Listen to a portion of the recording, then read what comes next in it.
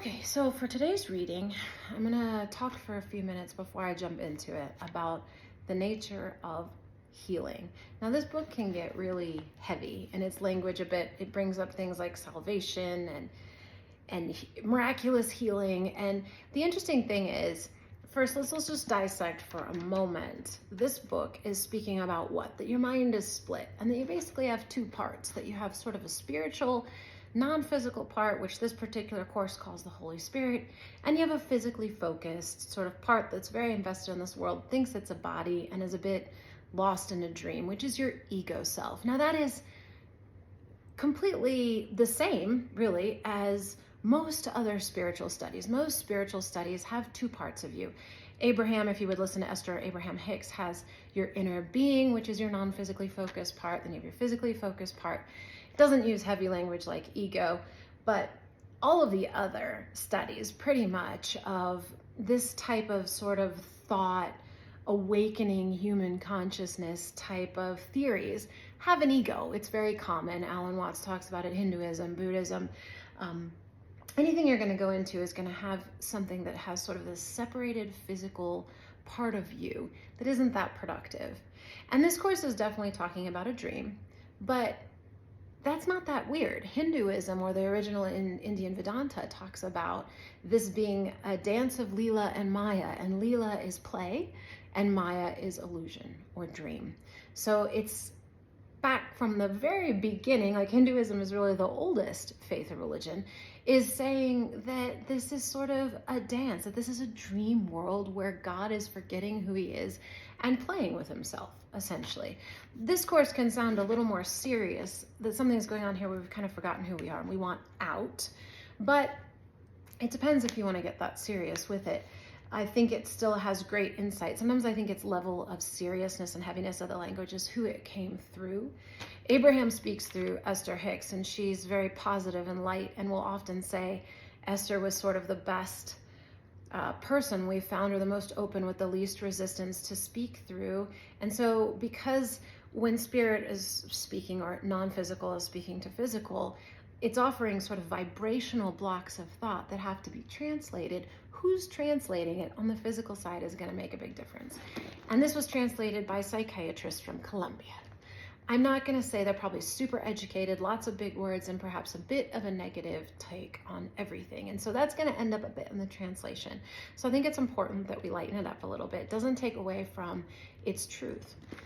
And this idea that it's a dream, more and more, the more I'm studying, the more that makes so much logical sense. I mean, look at us, right? I look solid, but science has shown us that I'm mostly space. And I'm made up of these weird little atoms with spinning electrons. And there was actually this great quote. I don't know if I can find it fast enough. We'll see here. Yes. In the book by Alan Watts, that says, Sir Arthur Eddington has the famous words, and he's talking about the nature of electrons and atoms. And it says, there was a time we wanted to be told what an electron is. The question was never answered. Something unknown is doing we don't know what. That's what our theory amounts to. It does not sound a particularly illuminating theory.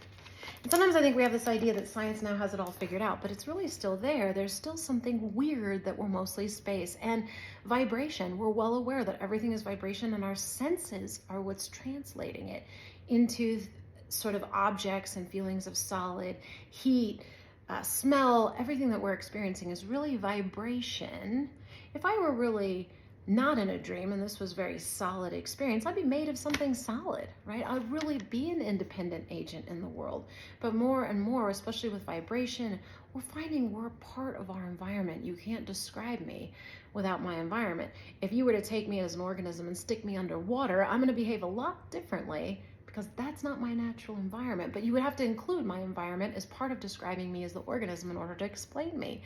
And the fact that everything is vibration, really only given its solidarity or experience through my senses, and that I'm mostly space and not really here, points to this being a dream or an illusion of some kind. Neville Goddard calls it the world of imagination.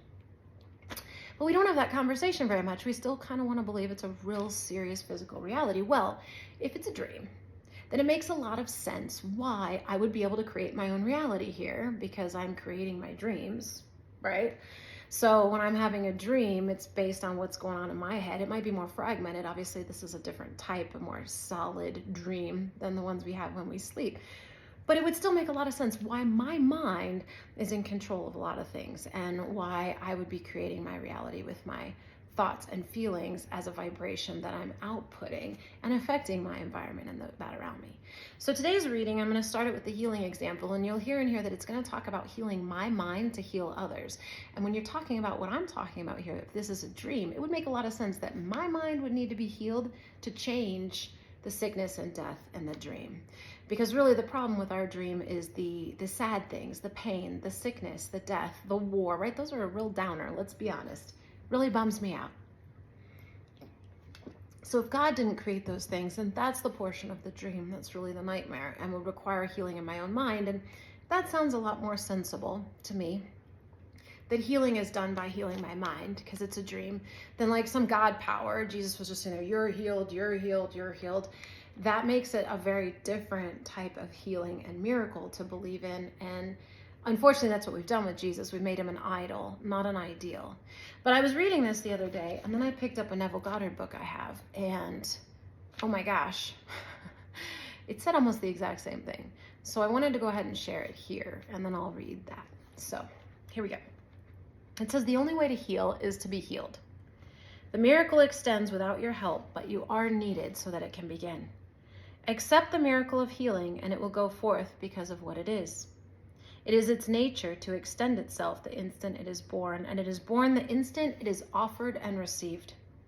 No one can ask another to be healed, but he can let himself be healed, and thus offer the other what he has received.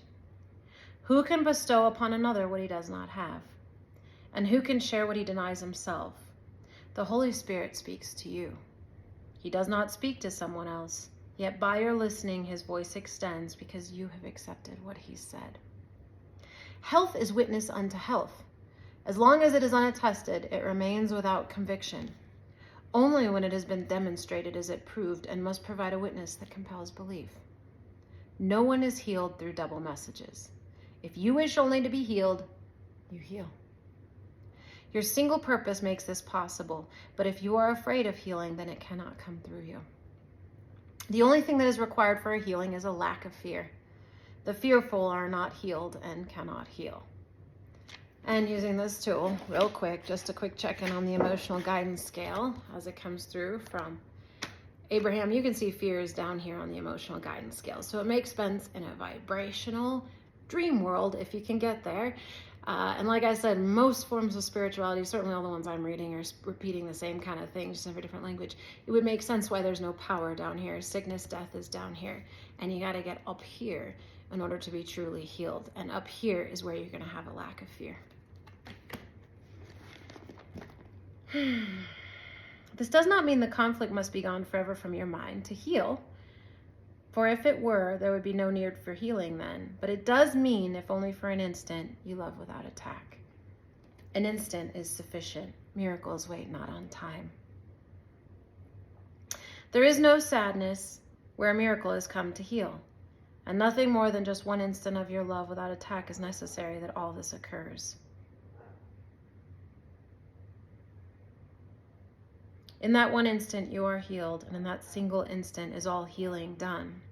It carries comfort from the place of peace into the battleground and demonstrates that war has no effects. For all the hurt that war has sought to bring, the broken bodies and the shattered limbs, the screaming dying and the silent dead are gently lifted up and comforted. Be not afraid of blessing, for one who blesses you loves all the world and leaves nothing within the world that could be feared. But if you shrink from blessing, will the world indeed seem fearful, for you have withheld its peace and comfort, leaving it to die. Would not a world so bitterly bereft be looked on as a condemnation by the one who could have saved it, but stepped back because he was afraid of being healed? The eyes of all the dying bring reproach, and suffering whispers, what is there to fear? Consider well its question. It's asked of you on your behalf. A dying world asks only that you rest an instant from attack upon yourself, that it can be healed.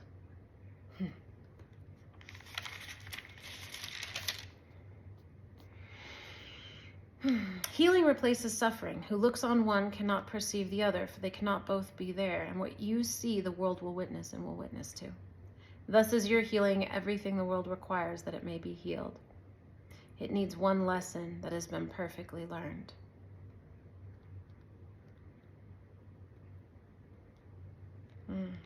Your healing will extend and will be brought to problems that you thought were not your own. And it will also be apparent that your many different problems will be solved as any one of them has been escaped. It cannot be their differences which made this possible, for learning does not jump from situations to their opposites and bring the same results. All healing must proceed in a lawful manner, in accord with laws that have been properly perceived but never violated. So it does say, you are wrong, or fear you not the way that you perceive them. You're wrong, but there is one within you who is right. Leave then the transfer of your learning to the one who really understands its laws and who will guarantee that they remain unviolated, unlimited. Peace be to you whom healing is offered, and you will learn that peace is given you when you accept a healing for yourself. Its total value need not be appraised by you to let you understand that you have benefited from it. What occurred within the instant that love entered in without attack will stay with you forever. Your healing will be one of its effects, as will your brother's. Everywhere you go, you will behold its multiplied effects. Yet all the witnesses you behold will be far less than all there really are. Infinity cannot be understood by merely counting up its separate parts.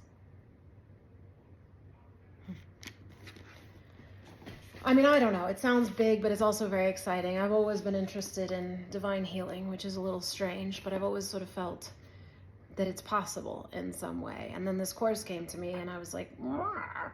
So then after reading that the other day, I picked up this book. This is a Neville Goddard collection of worksite.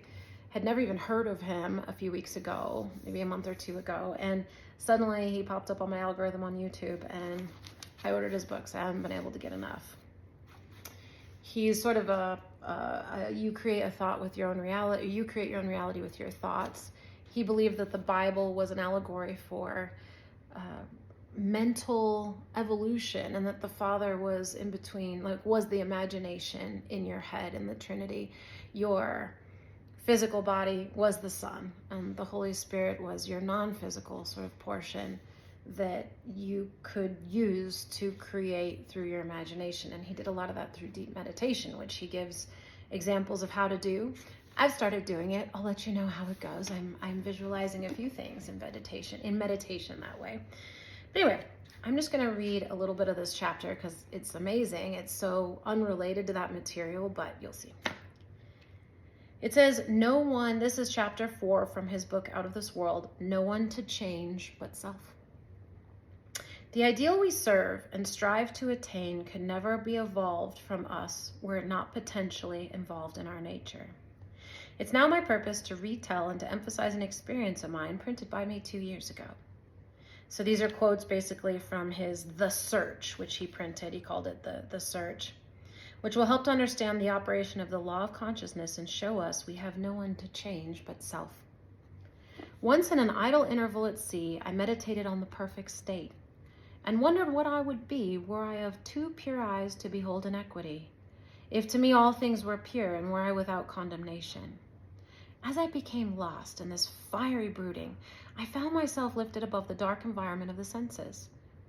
So intense was the feeling, I felt myself a being of fire dwelling in a body of air.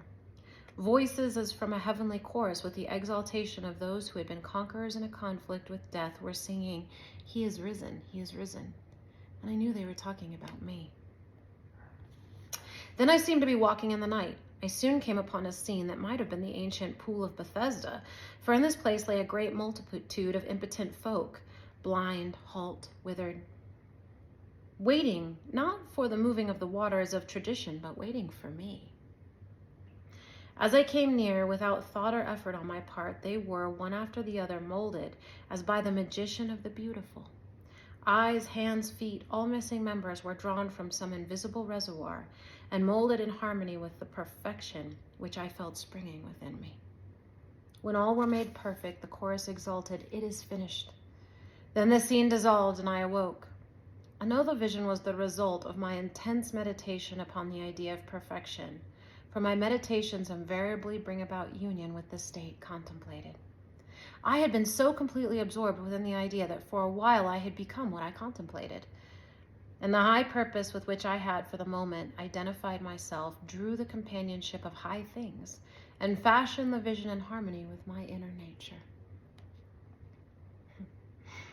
It's funny, the Course in Miracles lesson I read today was love made me like itself. So he's talking about his inner nature being love, pure. The ideal with which we are united works by association of ideals to awaken 1,000 moods to create a drama in keeping with the central idea. My mystical experiences have convinced me that there is no way to bring about the outer perfection we seek other than transformation of ourselves. In the divine economy, nothing is lost. We cannot lose anything save by descent from the sphere where the thing has its natural life. There is no transforming power in death, and whether we are here or there, we fashion the world that surrounds us by the intensity of our imagination and feeling, and we illuminate or darken our lives by the concepts we hold of ourselves. Nothing is more important to us than our conception of ourselves. And especially is this true of our concept of the dimensionally great one within us. And there he's speaking about your inner being or your Holy Spirit. Those who help or hinder us, whether they know it or not, are the servants of the law which shapes outward circumstance in harmony with inner nature. It is our conception of ourselves which frees or constrains us, though it may use material agencies to achieve its purpose. Because life molds the outer world to reflect the inner arrangement of our minds, there is no way of bringing about the outer perfection we seek other than by the transformation of ourselves.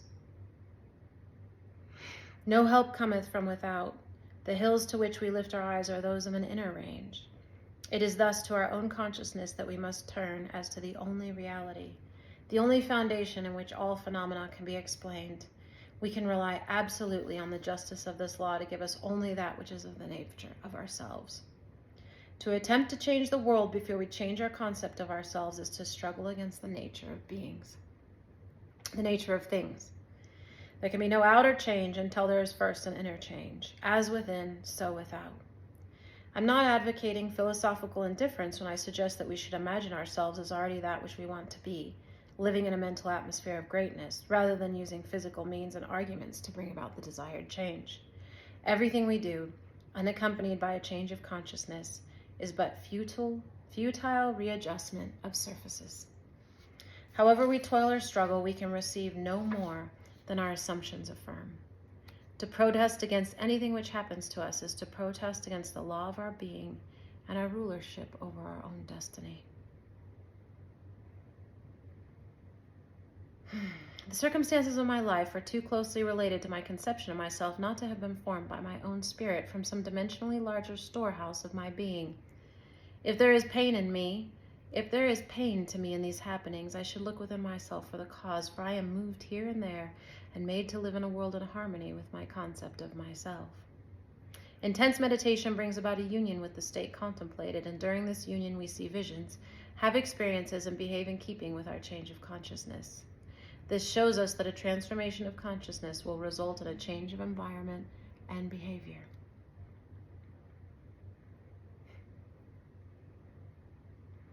All wars prove that violent emotions are extremely potent in precipitating mental arrangements. Every great conflict has been followed by an era of materialism and greed in which the ideals for which the conflict ostensibly were waged are submerged. This is inevitable because war evokes hate, which impels a descent in consciousness from the plane of the ideal to the level where the conflict is waged. If we could become as emotionally aroused over our ideals as we become over our dislikes, we would ascend to the plane of our ideal as easily as we now descend to the level of our hates. Love and hate have a magical transforming power, and we grow through their exercise into the likeness of what we contemplate. By intensity of hatred, we create in ourselves the character we imagine in our enemies. Qualities die for want of attention, so the unlovely states might best be rubbed out by imagining beauty for ashes and joy for mourning. Isaiah 61:3. Rather than by direct attacks on the state from which we would be free. Whatsoever things are lovely and of good report, think on these things. Philippians 4:8. For we become that which we are in report. There is nothing to change but our concept of self. As soon as we succeed in transforming self, our world will dissolve and reshape itself in harmony with that which our change affirms. Gives me goosebumps because it was written 40 years before The Course in Miracles. And this is a very short book he wrote, Out of This World. It's only 4 chapters, but it is so powerful. It's actually the first one I've read out of this book, but it's so in line with all of this material. It's blown my mind quite a bit. I'd never heard of him before. So anyway, I just wanted to share that as an incredible crossover. And as I was reading it, I was just thinking of something I was reading in Alan Watts this morning that would go so well with it. And the 8 verses for training the mind. But these videos get long to go on, and I'm not exactly sure if I should sort of keep everything separate or layer them together. But we'll see. We'll see how it goes. Maybe I'll do both. Anyway, thanks for listening. If you're here, I really appreciate it more than I can say. There's so much power when we join our minds, more than we even realize. And my one goal of this is to heal my mind and heal others really through this, to gain in consciousness and joy and peace and take my life to the next level, whatever that means, a little, big, and have us all do that. I think we're all ready for something happier, to enjoy our lives more, to experience more connection. And the way Neville said it, when you have war, you drop to such a low vibrational level. And I have war in my family, and I've watched it create so much mental health issues in my grandparents on both sides. We all have that. I think my grandma grew up in the war, and all that negativity and death really does impact people. And we have a lot of it now in my generation, a lot of folks who have gone to war, and it just creates destruction. And it's because of the vibrational conversation, right? We really need to get up to joy. So the more of us that are focusing on this, the hope, the joy, it's just a dream. Let's play. We're God playing in an imagination land. We've just forgotten that it's not so serious, right? There's nothing serious really going on here. Abraham says that all the time, and I appreciate that so much because I'm seeing that more and more. And it gives me so much hope and joy to realize it can be different. This can be a happy dream. And so you being here with me, it creates the possibility for a happier dream. I can't do it alone. So thank you so much. And I look forward to connecting with you soon.